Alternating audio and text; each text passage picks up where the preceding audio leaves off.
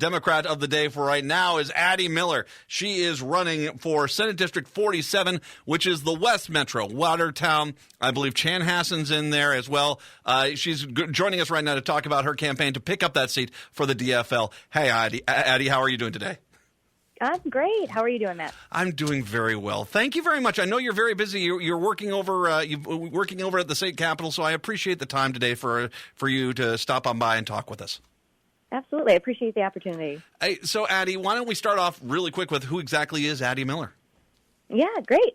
So I was born and raised in the district in Carver County, grew up there and ended up leaving for college, coming back here for law school, and have kind of been there ever since. So former horse trainer, worked for a judge when I was in law school and got back into law and politics, worked on a campaign for a couple years, and then now I'm here. So working as a committee administrator at the House of Representatives and running for office. You're looking at a seat here, and it's interesting because part of me looks at the fact that Scott Jensen, who is leaving, he's a Republican that holds that seat right now. And part of me, I think the reason why he's leaving is because I think he's starting upset with the Republicans himself over what happened with that Emergency Insulin Act. It's a district that has been Republican, but this is a district that seems to like more moderate and some DFL issues. I mean, especially when you talk about healthcare. So what prompted you to say to yourself, you know what, we can pick up this seat for the DFL?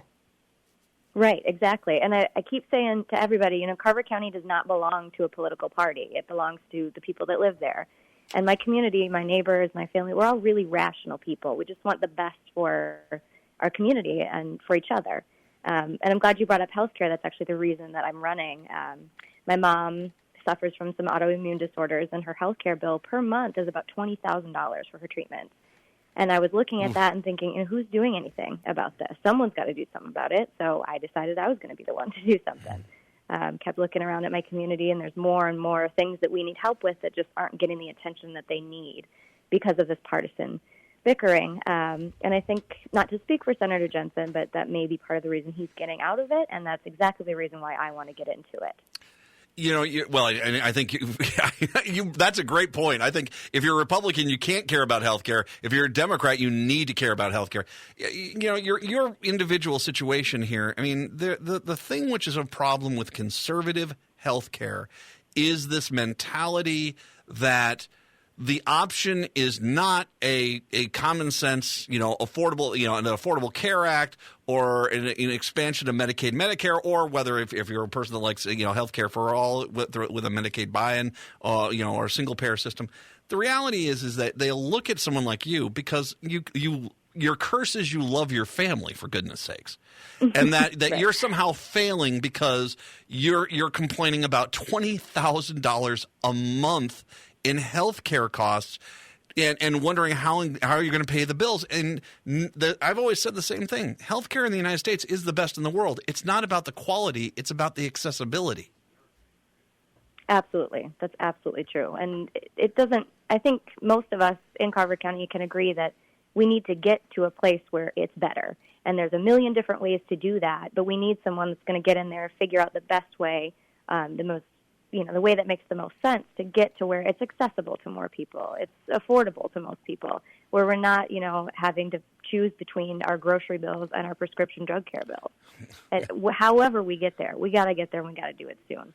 And the insulin bill, I think it's going to be up for debate here again shortly at the Capitol. And if that doesn't get done, I mean, we're facing crisis levels at this point. So we've got to get in there and get something done quickly. Well, I'd say specifically with that insulin bill, I mean, we've already had someone who died who would have been helped by that bill. And so, I think, crisis is exactly where we're at. But, heaven forbid the Republicans concern themselves with the people as opposed to the donations they can get from the pharma industry. And which is once again, when we look at this health care issue, this is something that every single day in this country, farmers, suburbanites, people who have money are having to declare bankruptcy because, once again, their crime is they care to love their family member who is sick. And that truly is – that's not a system that's working. Exactly. And, that translates into other things on my platform as well. We're all just trying to do the best thing for our families. And part of that is healthcare, yes, and part of it is mental health, and part of it is fully funding our public education system, so we're not having our school boards going around begging for money. I mean, there's so many things that we're all trying to do the right thing. Mm-hmm. It's just, how do we get there, and who's the right person to do it? So I'm in the race. I'm the only one in the race currently who actually grew up and is from the district. So I think I have a unique ability to speak, for all of us on issues like healthcare, mental health, education, whatever it may be. Well, and your district is unique in the sense being that you have, I believe Chanhassen is in there. You're getting out towards Victoria as well, which is really suburbanite. I mean, it really is. I mean, I remember when it wasn't, when we used to go out to the Arboretum and it felt you were going out to the farm. Now it's pretty much built up all the way out there. Waconia is getting closer to the metro area. Watertown's getting closer to the metro area. I'm not saying they're in there, but you definitely, the western part of your district, very ag-centric. The ag industry and the ag issues are a priority there, but you cannot deny the fact that you've got, your Twin Cities metro area is in this district.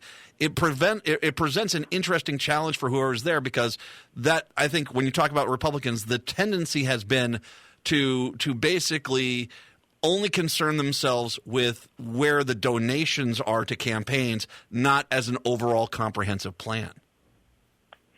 I have kind of a unique upbringing in that I was, raised on a farm. I was a professional horse trainer for years, ran a small business training horses, and then, went and got back into law and politics. So I can kind of speak to both areas, and everybody deserves a seat at the table. And this kind of rural-urban divide is a myth in my district. So, yes, we have, the family farms that have been passed down for generations, and they're so proud to continue to be there, and I'm so proud to know those folks. And then we have the young kind of progressive families that have left the cities to move out to Carver County and settle down there because our school system is so great and it's so beautiful. I mean, I'm a little biased. I love my county, but we kind of have the best of all worlds, and I'm fortunate to be able to speak to all of those worlds. And you should. My goodness, I go out there every year. We go out to Waconia to do apple picking. We always do fall drives out there. That is a gorgeous part of the state. It truly is lovely. Really is. And I've seen some of the horse farms out there. I mean, you bring a lot to the table on this. Let's talk about another issue which I think a lot of people in the metro area don't realize is how close this issue is to the city's broadband. We've talked for years here about the fact that the Republicans have failed to bring in a broadband across the state. We need to have this to develop in these outstate communities. Of course, the eastern part of your district, there's obviously a lot of growth, a lot of development there. But you got the western part of your district where broadband is desperately needed here, and the expansion is not happening because private industry is just not going to go out and lay the cable that they need to do to get that done. So talk a little bit about that, because desperately, I mean, yours is a prime district of how this is actually a far closer to the metro area problem than I think most people realize. Exactly. And it's something that I've noticed that the Capitol does have partisan support and bicameral support. It's not so much of a vital issue that it's garnering a lot of attention. So it kind of flies under the radar, but it is something that most people can agree on who have experienced that. I unfortunately have experienced that myself when I was working at a hunting dog training facility. There was 8 businesses on this road, this very rural road. And there were days at a time where our internet would go down and we didn't have phones or internet, email services, nothing. So we could not function as a business. And the company that was in charge of that didn't really see the urgency in which we needed to fix that problem. And we can't rely on those private solutions to such a... Oh, Addie, you there? Did we lose Addie there? Okay, we tell you what. Let's see. I'll let you see if you can get her back up here. Really, sure. Just see if she's there. We can grab her here really quick because, what she's talking about. I mean, you just heard what exactly the situation is out there. This is not out in Pipestone. This is not up in Thief River Falls. This is just on the west side of the metro area. And people want to build out there. People want to live out there. That they don't want to get away from the district. They don't want to get away from the cities. And they can't get out there because that there is that problem, that there is that divide because they can't get the investment that they need to get out there to help do that. So I can buy that 100%. We got her back. Addie Miller is once again joining us right now, the candidate for Senate District 47. You're in the state capitol. I'm amazed you can get a signal out of that building. It is tough. It is tough. So sorry about that. No problem. We were on the broadband question. Yes. So, and do you think that there would be enough support to get a statewide broadband put through if we got enough Democrats in the Senate? I absolutely do. Absolutely. Of course, the funding is always the issue for everything that you bring up at the Capitol. So if we can nail that down, we can get it done. I mean, there is bipartisan, bicameral support for it now. I don't see why that would change, in the next couple of years. It's something that small businesses in rural areas so desperately need, and that's something that our party really cares about. So no reason we can't get that done. You are also for the legalization of recreational marijuana. I agree with you on this. I think we've had enough states now to prove that this is not something that we're going to drive off a cliff, that this is something that it actually can be a moneymaker for a state. And if it's done right, it's basically, it's very easy to see. I don't want to see Minnesota be like Sunday liquor sales. We're the last state to the table here. And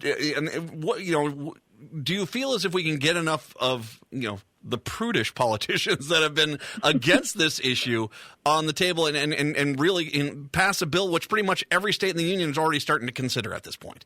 I'm really proud of the work that Majority Leader Winkler has been able to do in the House this year, getting these working groups together. They've been really intentional in getting all kinds of voices to the table from, public safety officers, the police force, education minds, healthcare professionals, to really get all the pieces together so we can make it something that people can get behind. And there's certainly a lot of concerns about it, and they're understandable, but as long as we can address those intentionally, as Majority Leader Winkler has been doing, I see no reason why we can't continue to push that. We've got some great examples, as you said, across the nation of what to do and what not to do, and I think we can build off of that. So we're good like that. Addie, I will say this. I'm going to bring this up. I do not have much hair left. I'm looking at your campaign webpage. Your hair is phenomenal. How long does it take to get those flames on it? That's great. Thank you so much. I didn't intend for it to be a branding thing, but it's turned into that, so I'm not going to shy away from it. I've got a really, really wonderful stylist in Minneapolis that every 8 weeks we get it done, and she's a genius. She's a wizard. So it's helping. I tell her if she can, give me hair back, I'd be all for that. Yeah. It'll look great. Sure. This is not a district that is very far away. It is just, once again, Chanhassen, Western Metro. We door knock on every house in that district. We phone bank. We donate. We'll help get Addie into the Minnesota Senate. And once again, this is one of those seats. We have the chance to flip this to a DFL seat. That's what we have to do to get common sense back in the Senate. So if you want to help out Addie Miller, it's Addie4mn.com, correct? Yes, and that's IE, and then 4 is spelled out. Yes, ADDIEFORMN.com. Addie Miller, Senate District 47, West Metro. People, this is not I'm not sending you up to Moorhead, for goodness sakes. This is just on the west side. And we have plenty of months here that you can take some time and go help flip that seat. Addie Miller, I'll make sure I link to everything on social media a little bit later on. Addie, all my best here. Let's hope we can get you into St. Paul here starting in 2021. Thank you so much, and I will promise anyone that comes out to volunteer for me, you can hang out at my campaign office, and we have a campaign mini donkey that you can hang out with. So that's my promise to anyone who comes out to help. You got a mini donkey? Oh yeah, we got everything. I'll be over there. We're done at 4. I'll be over there. Perfect. Sounds great. Thank you so much for the opportunity. I really appreciate this. My pleasure. Thank you very much for the time. Addie Miller, Democrat of the Day, Minnesota Senate District 47. We'll take a break. Come on back. It is the Matt McNeil Show right here on AM 950.